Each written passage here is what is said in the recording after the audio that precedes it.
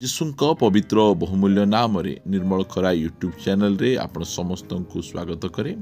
ପ୍ରତିଦିନ ଆମମାନେ ନିର୍ମଳ ଖରା ୟୁଟ୍ୟୁବ୍ ଚ୍ୟାନେଲ ମାଧ୍ୟମରେ ନୂଆ ନୂଆ ପ୍ରସଙ୍ଗରେ ପ୍ରଭୁଙ୍କର ବାକ୍ୟ ଶୁଣିବାର ଅପୂର୍ବ ସୁଯୋଗ ପାଉଛୁ। ପରମେଶ୍ୱର ପ୍ରତି ପ୍ରଭାତରେ ତାଙ୍କର ପବିତ୍ର ବାକ୍ୟ ମାଧ୍ୟମରେ ଆମମାନଙ୍କ ସହିତ କଥାବାର୍ତ୍ତା ହେଉଛନ୍ତି। ସେଥିପାଇଁ ସ୍ୱର୍ଗର ପରମେଶ୍ୱରଙ୍କୁ ହୃଦୟ ସହିତ ଧନ୍ୟବାଦ ଦିଏ। ତାହା ସହିତ ଆପଣ ସମସ୍ତଙ୍କୁ ମଧ୍ୟ ଧନ୍ୟବାଦ ଦିଏ, କାରଣ ଆପଣମାନେ ନିୟମିତ ଏହି ଚ୍ୟାନେଲ ଦ୍ୱାରା ପ୍ରସାରିତ ହେଉଥିବା କାର୍ଯ୍ୟକ୍ରମ ଗୁଡ଼ିକକୁ ଦେଖୁଛନ୍ତି। କେବଳ ଦେଖୁଛନ୍ତି ତାହା ନୁହେଁ, ଲାଇକ୍ ସେୟାର କମେଣ୍ଟସ୍ ଗୁଡ଼ିକ ଦ୍ୱାରା ଆମମାନଙ୍କୁ ଉତ୍ସାହିତ କରୁଛନ୍ତି। ପ୍ରଭୁ ଆପଣମାନଙ୍କୁ ଆଶୀର୍ବାଦ କରନ୍ତୁ। ଏହି ପ୍ରକାର ଆପଣମାନେ ନିରନ୍ତର ଆମମାନଙ୍କୁ ଉତ୍ସାହିତ କରିବେ, ଏହା ଆମେ ଅନୁରୋଧ କରୁଛୁ। ଆସନ୍ତୁ ଆଜିର ପ୍ରସଙ୍ଗ ନିକଟକୁ ଯିବା। ଆଜିର ପ୍ରସଙ୍ଗଟି ଏହି ପ୍ରକାର ଅଟେ, ଧାର୍ମିକ ବ୍ୟକ୍ତିର ମୁଖର ଶକ୍ତି। ଧାର୍ମିକ ବ୍ୟକ୍ତିର ମୁଖର ଶକ୍ତି, ଏ ବିଷୟରେ ଆମେ ଅଳ୍ପ ସମୟ ଧରି ଆମେ କଥା ହେବା। ହିତୋପଦେଶ 12 ଅଧ୍ୟାୟର 6 ପଦରେ ଲେଖାଗଲା, ଦୁଷ୍ଟମାନେ ରକ୍ତପାତ କରିବା ପାଇଁ ଛକି ବସିବାର କଥା କହନ୍ତି। ଦେଖନ୍ତୁ, ଦୁଷ୍ଟର ମୁଖ କେବେ ହେଲେ ମଧ୍ୟ ଜଣେର ମଙ୍ଗଳ, ଜଣେଙ୍କର ଉନ୍ନତି, ଜଣେଙ୍କର ସଫଳତାର କାମ କେବେ କରେ ନାହିଁ। ସେ ପାଟି ଖୋଲିଲେ କାହାକୁ ନଷ୍ଟ କରିବା, କାହାକୁ ହତ୍ୟା କରିବା, କାହାକୁ ଖାଲରେ ପକାଇବା, ଏହି ପ୍ରକାର କଥା କହେ। ସବୁ ସମୟରେ ଅନ୍ୟର ଚୁଗଲି, ଅନ୍ୟର ବିରୁଦ୍ଧରେ କଥା କହିବା, ଅନ୍ୟକୁ ନିରୁତ୍ସାହ କରିବା, ଏହି ପ୍ରକାର କଥା ଗୋଟିଏ ଦୁଷ୍ଟ ଲୋକର ମୁଖ ସବୁବେଳେ ବାହାରେ। ମାତ୍ର ସରଳ ଲୋକମାନଙ୍କର ମୁଖ ସେମାନଙ୍କୁ ରକ୍ଷା କରେ। ଏଠି ଲେଖାଯାଉଛି ସରଳ ଲୋକ, ମାତ୍ର ଆପଣ ଇଂଲିଶ ବାଇବଲରେ ଦେଖିବେ ଏଟାକୁ ରାଇଚସ୍ ମ୍ୟାନ୍ ଲେଖାଯାଉଛି, ଧାର୍ମିକ ଲୋକ। ମାତ୍ର ଧାର୍ମିକ ଲୋକମାନଙ୍କର ମୁଖ ସେମାନଙ୍କୁ ରକ୍ଷା କରେ। ପ୍ରିୟମାନେ, ଧାର୍ମିକ ବ୍ୟକ୍ତିଙ୍କର ମୁଖରେ ଏହି ପ୍ରକାର ଶକ୍ତି ରହିଛି ଯେ ଲୋକମାନଙ୍କୁ ସେ ଉଦ୍ଧାର କରେ, ଲୋକମାନଙ୍କୁ ରକ୍ଷା କରେ, ଲୋକମାନଙ୍କୁ ଠିକ୍ ବାଟରେ କଢ଼େଇ ନିଏ।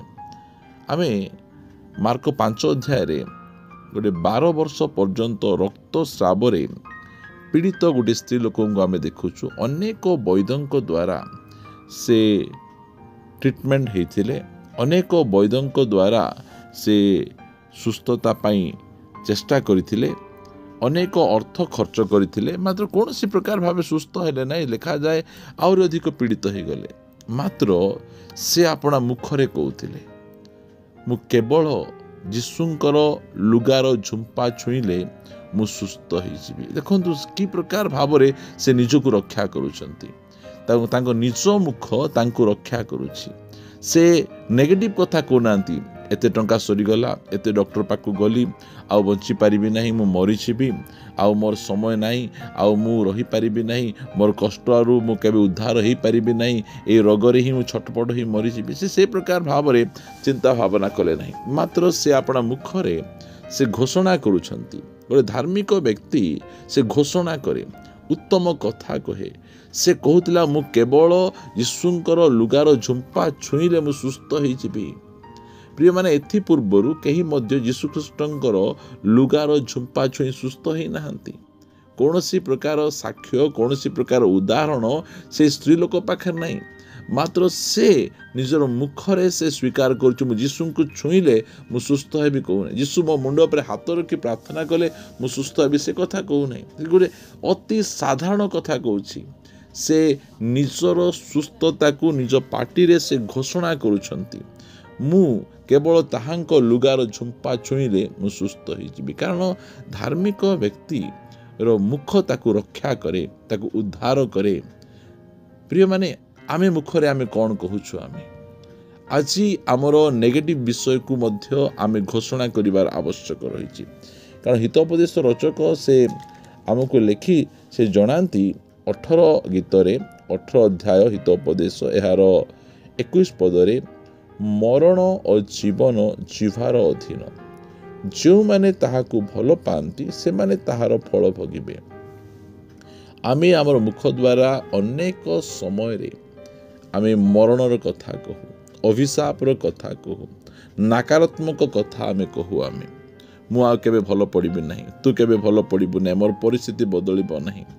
ପ୍ରିୟମାନେ, ଧାର୍ମିକ ବ୍ୟକ୍ତିର ମୁଖ ତାକୁ ରକ୍ଷା କରେ, ଉଦ୍ଧାର କରେ।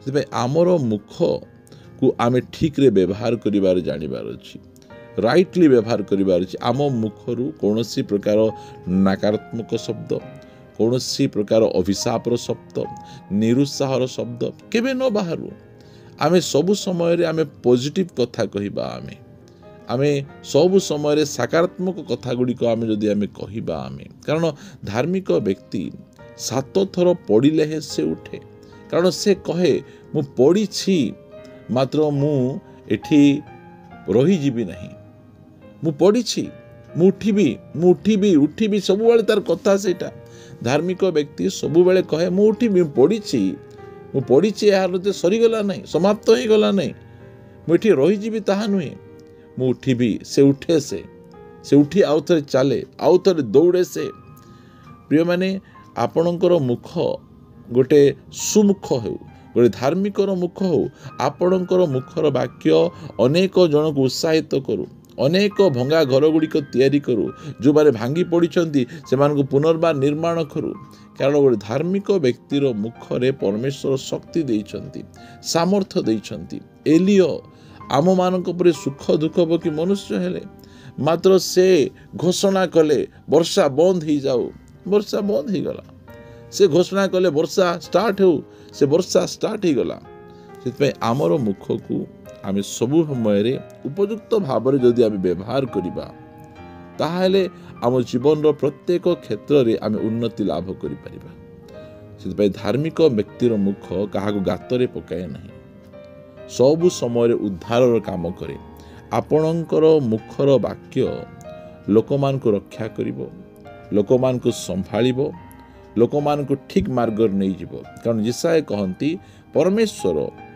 मते केवल शिक्षित मानकर कर्ण देइछंती ताहा नुहे मते शिक्षित मानकर जिह्वा देइछंती मु जो समय मुख फिटाए मो पार्टीरू लोकमान को शिक्षा देला परी कथा गुड़ी को बाहरे परमेश्वर मते शिक्षित मानकर जिह्वा देइछंती परमेश्वर आम समस्त को देइछंती सेति आमर कथा अल्प हेउ कथा आमे कम कहिबा कारण बाइबल आम मान को कहे सुनिबार तत्वर आ कहिबारे धीर हुओ परमेश्वर आमको दुईटी कान गोटे पाटी देइछंती आमे अधिक सुनिबा अछि आ कम आमे कहिबार अछि आज लोक केवल कहिबारे व्यस्त सुनिबारे से मान व्यस्त नहीं मात्र धार्मिक व्यक्तिर मुख सब समय पॉजिटिव कथा कहे लोकमान को उद्धार करिबार कथा कहे लोकमान को रक्षा करिबार कथा कहे परिवर्तन करिबार कथा कहे एई प्रकार कथा धार्मिक व्यक्तिर मुख कहे मु विश्वास करे आपण माने धार्मिक व्यक्ति अटंती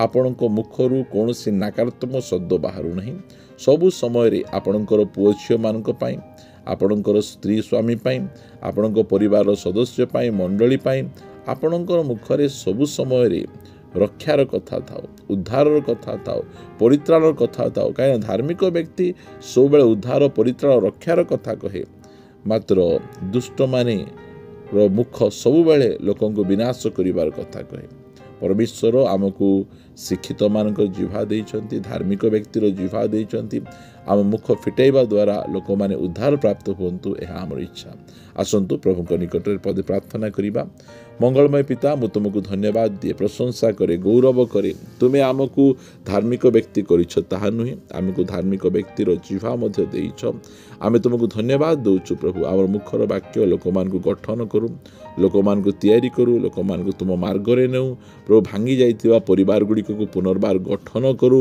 भांगी जाइतिबा संपर्क गुडी को जड़ित हो जाओ आ भग्न आत्मा गुडी को प्रभु पुनर्बार रिस्टोर होंतु यह आमे प्रार्थना करूछु राजा यह तुमे करूछ प्रभु आमे तुमको धन्यवाद दउछु प्रभु आमर मुख को ठीक भाव में व्यवहार करबा पई दया करी सहायता करो कटु कथा न कहिबु आमे बैकबाइटिंग न करिबु आमे कोनोसी प्रकार गर्वर कथा न कहि आमर मुख सदा सर्वदा अन्य मान को रक्षा करिबार कथा कहि परिबो तुमे अनुग्रह प्रदान करो प्रभु प्रार्थना सुनिछ धन्यवाद दे प्रार्थना प्रिय प्रभु यीशु नाम रे मागुछि आमेन आमेन प्रेज द लॉर्ड प्रभु आम समस्त को प्रचुर भाव आशीर्वाद करंतु प्रभु जो अनुग्रह करंती आसंता अध्याय रे आमे परस्पर सहित साक्षात करिबा जदि आपण मानकर किछि परामर्श रहिछि किछि प्रार्थना पॉइंट रहिछि आपण कमेंट्स माध्यम रे हमकु जणाई परिबे आमे प्रभु जदि अनुग्रह करंती आसंता अध्याय रे पुनर्बार परस्पर सहित साक्षात करिबा रहिबा समस्त को नमस्कार praise the Lord God bless you.